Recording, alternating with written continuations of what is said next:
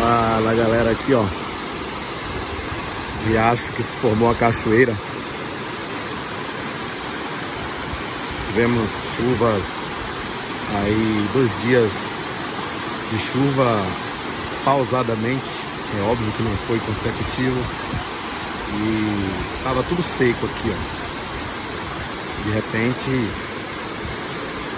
os riachos receberam essa quantidade de água aí e resultou no que estamos vendo, uma linda cachoeira, galera.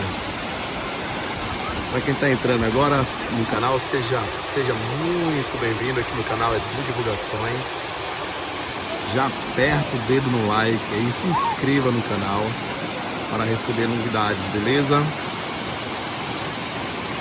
É isso aí, ó, show de bola, muito lindo, muito bacana, gente.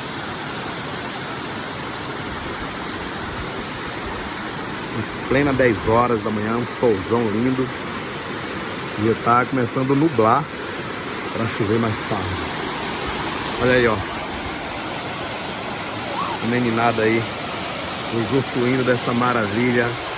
Olha que beleza. Já vou fazer minha parte também.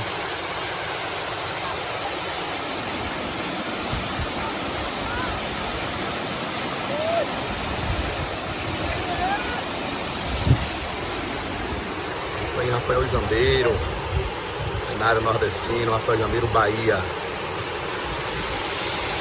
Beleza, galera, eu vou pausar aqui as filmagens e vou aproveitar agora, beleza? Ai.